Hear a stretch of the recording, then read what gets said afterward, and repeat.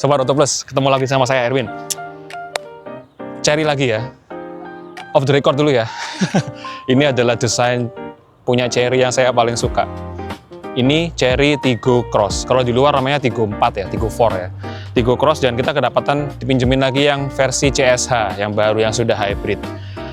Kita langsung bahas aja desainnya. Kenapa kok aku suka? Pertama nih, belum ngeliatin dari samping atau apa. Pertama, mobil ini sangat-sangat minim chrome.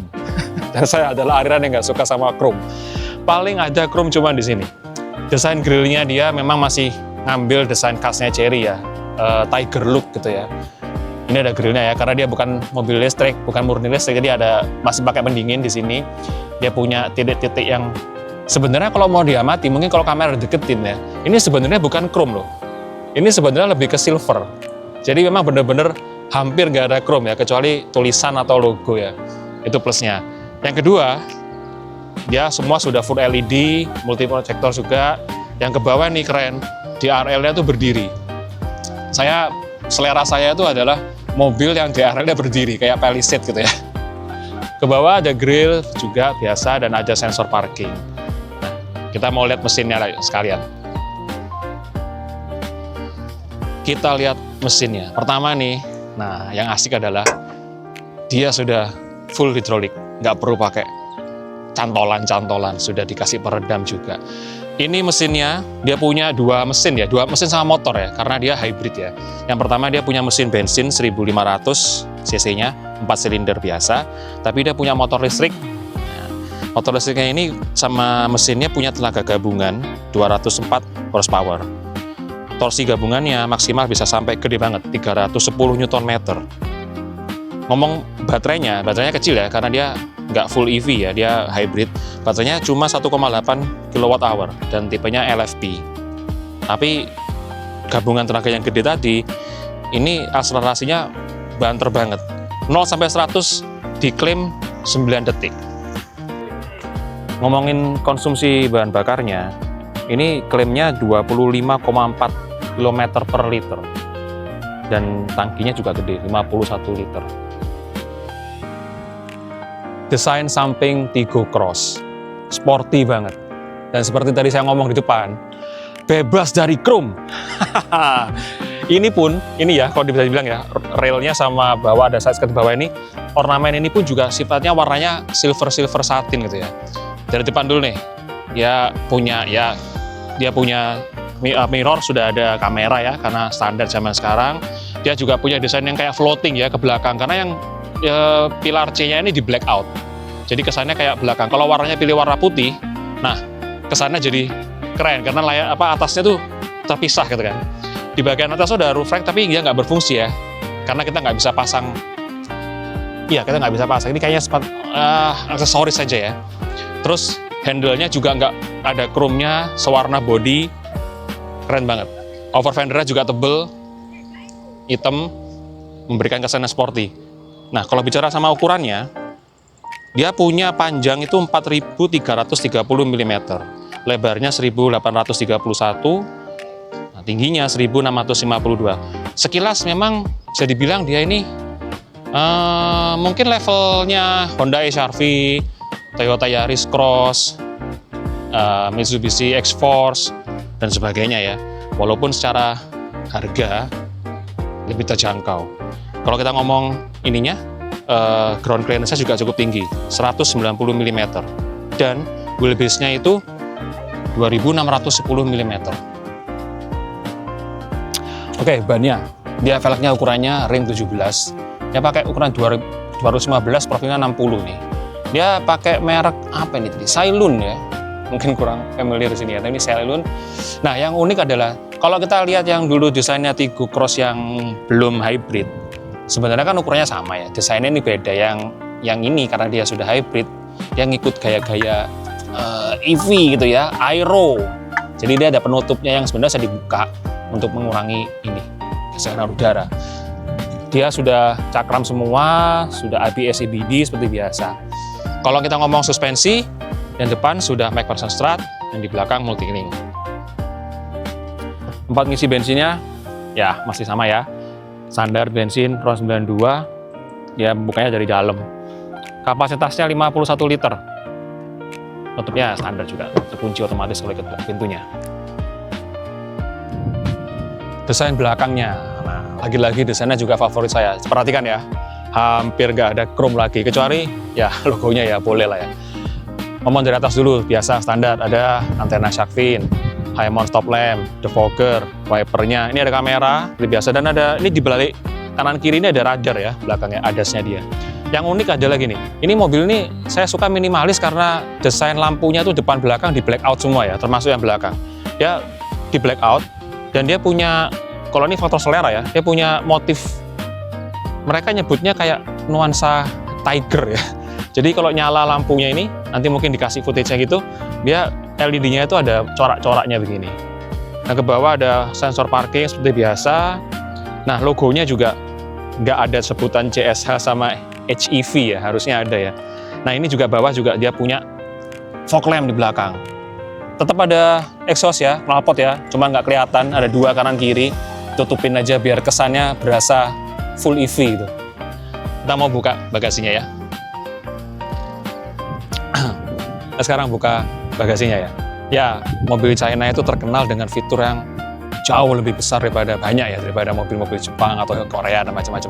Tapi ya ngikutin segmennya ya. Ini kita masih pakai kekuatan otot kita sendiri. Belum dikasih power kit-nya, belum dikasih elektrik ya. Ini bagasinya segini nih, 450 liter. Kalau mau digedein nanti bisa mencapai, langsung aja coba ya. Kita bisa tekuk joknya rata lantai 60-40 jadi 1225 liter.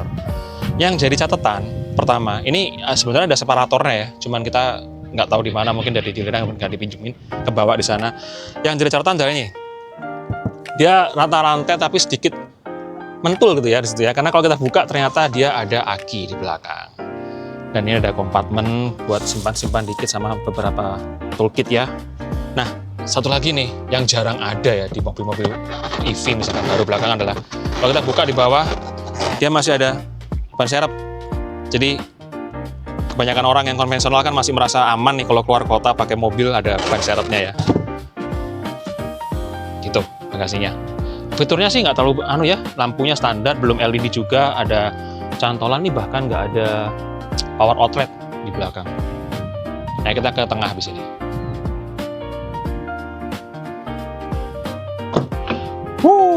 Surabaya panas. Kita review row kedua dulu ya. Pertama, dari mana dulu nih? Kursinya dulu ya. Begitu masuk ke jok belakang ini, yang jadi note pertama saya adalah posisi duduknya itu, Tigo Cross ini cenderung agak ke bawah ya dudukannya ya. Jadi paha kita ini agak ngangkat nih. Sayangnya begitu, tapi it's okay. Tapi materialnya bagus, leather, perforated, ISOFIX lengkap semua. Dia punya armrest juga sudah lengkap sama cup holder.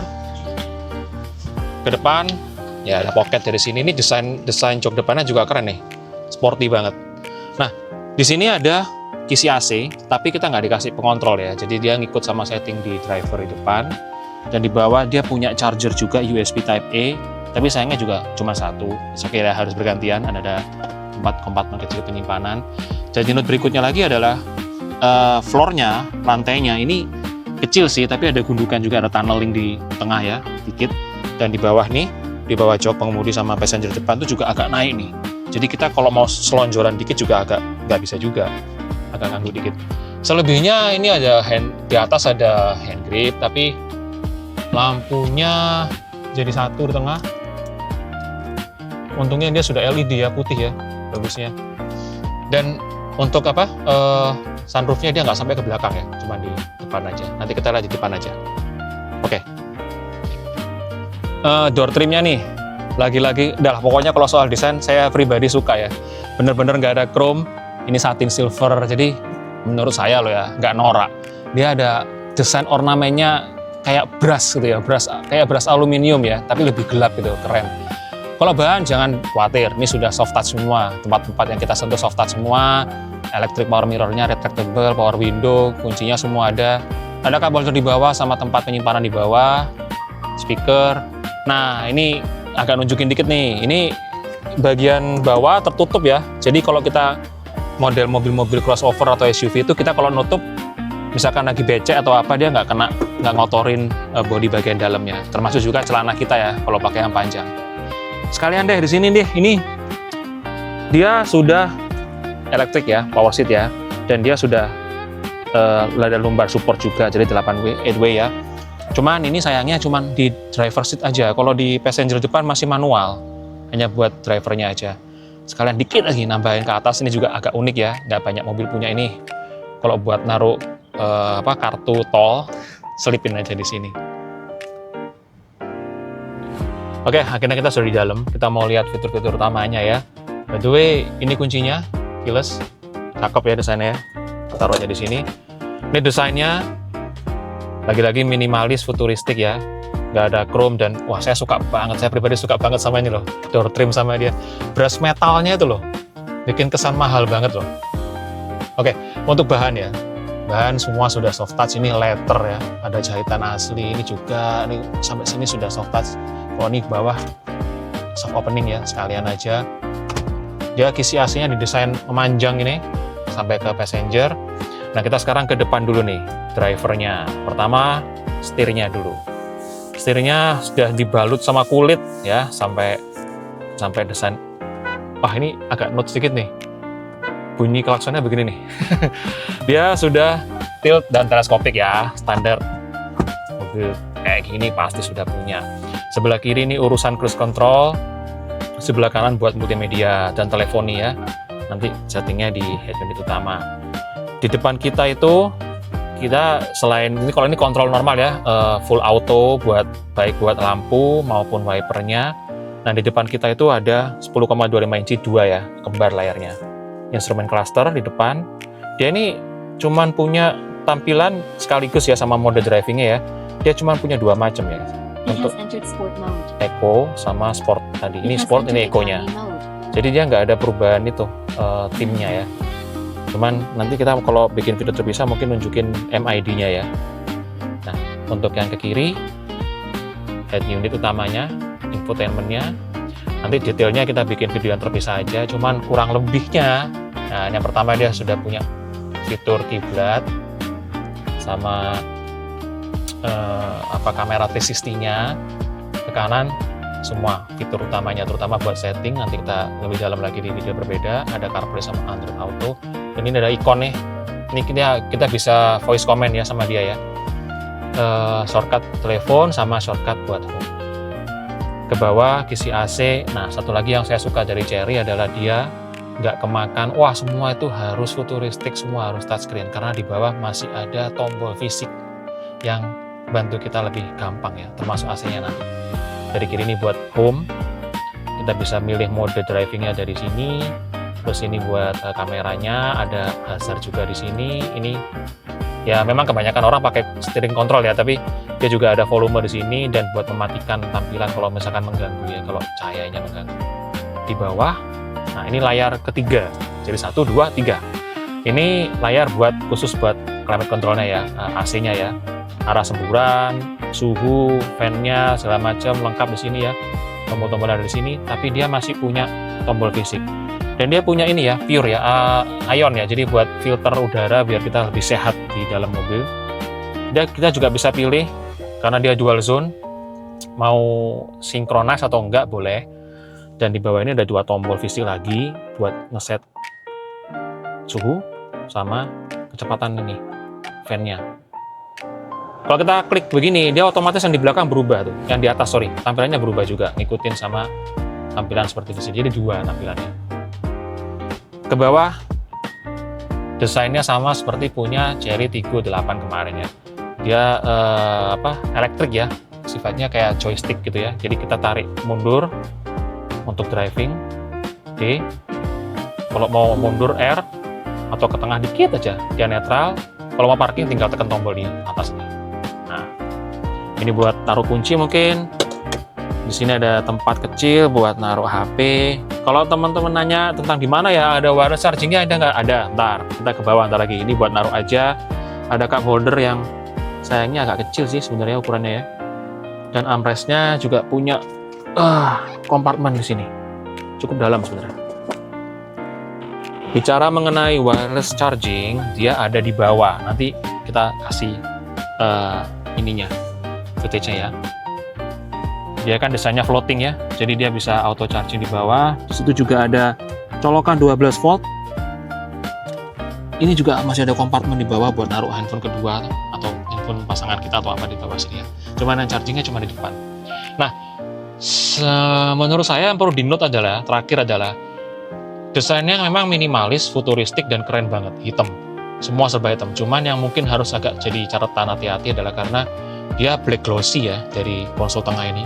Jadi pesannya kalau misalkan nanti pakai dan ini sudah dilepas semua nih stiker pelindungnya, hati-hati nih jangan sampai kena kuku misalnya atau uang logam atau apapun itu, karena kalau sudah berat, aduh sayang banget, nanti akan jelek jadinya tampangnya.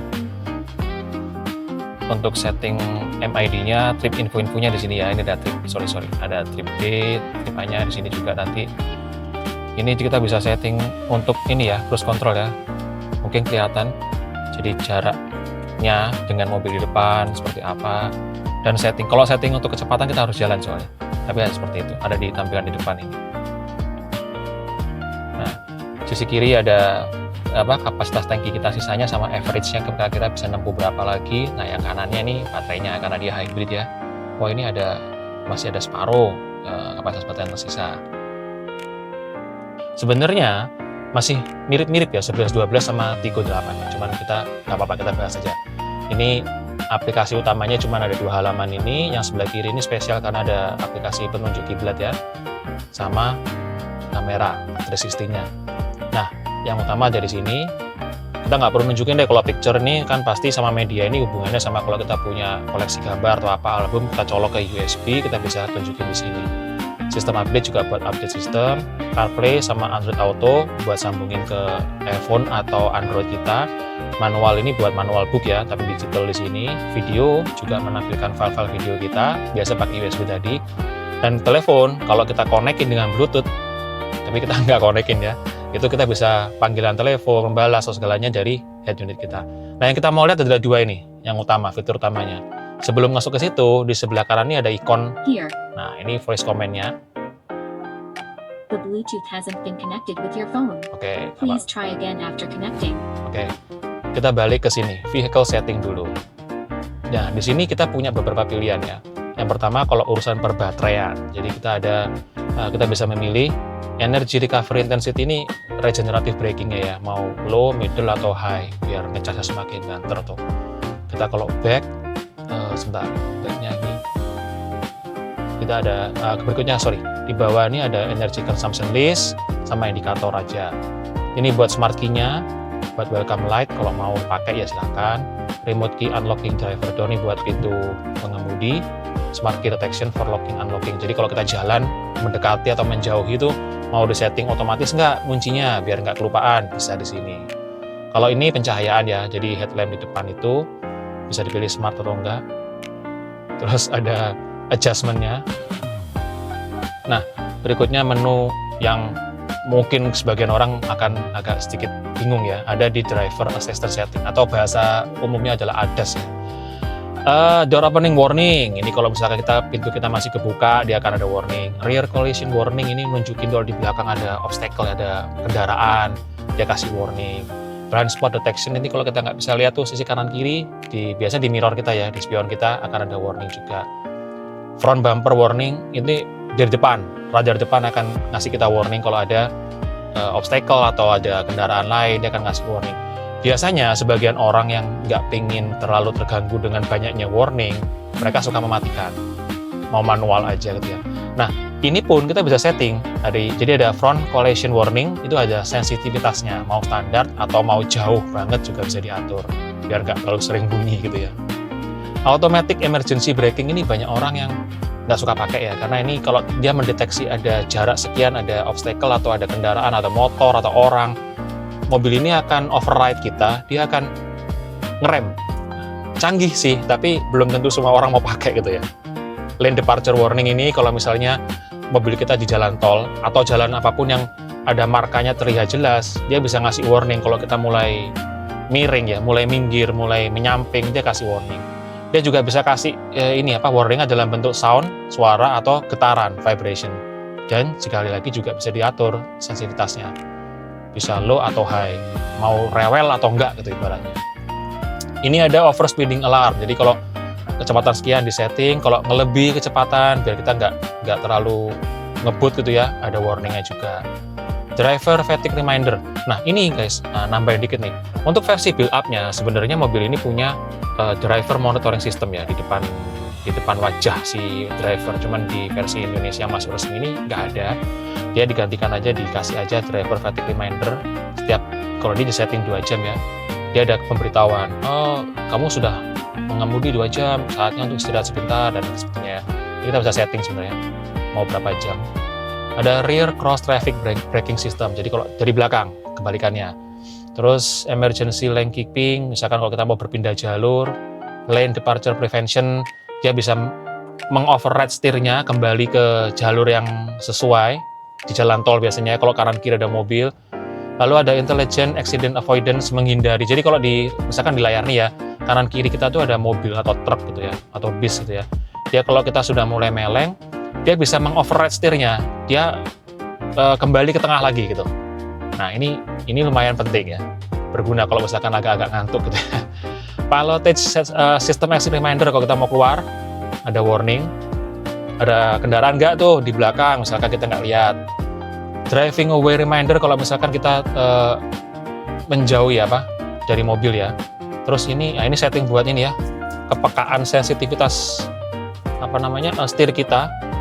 Kita bisa atur tuh mau comfort atau sport. Kalau sport pasti lebih berat ya ibaratnya, biar lebih stabil.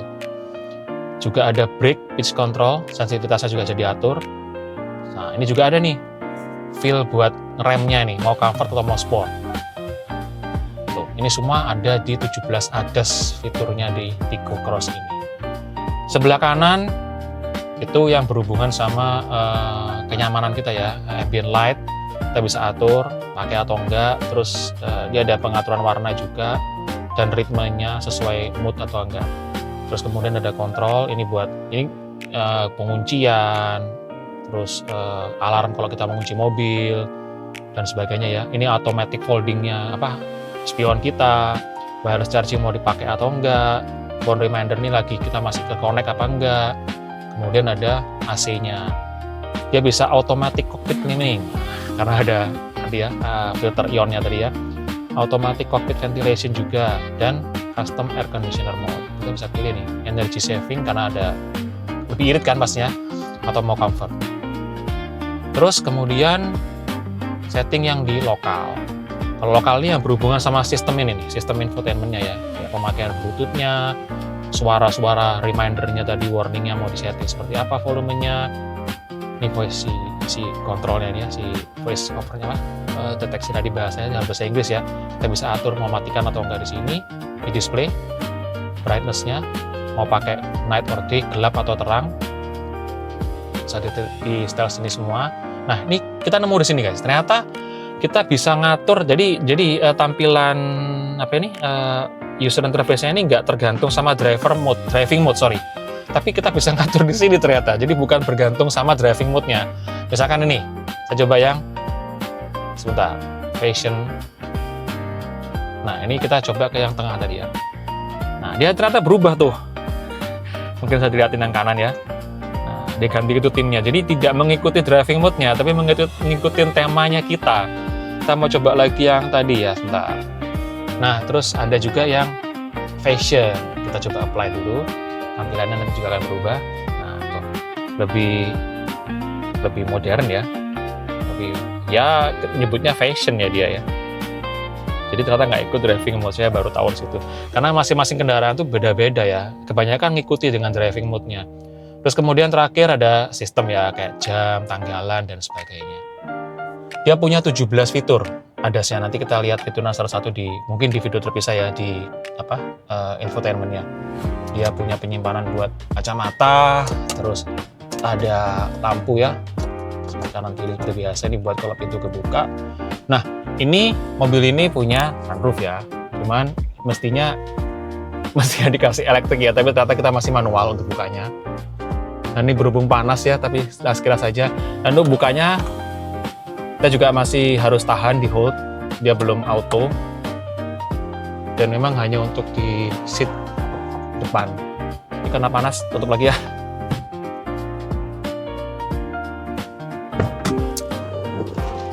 Oke, kayaknya segitu aja review singkatnya tentang Chery Tiggo Cross. Seperti biasa, thank you ya buat Chery Manang sudah pinjemin mobilnya buat kita di Autoplus Online.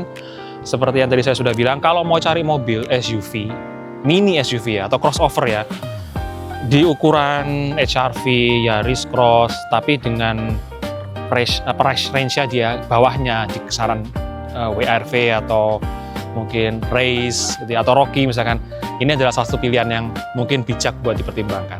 Oke, thank you, sampai ketemu di video berikutnya. See you, bye-bye.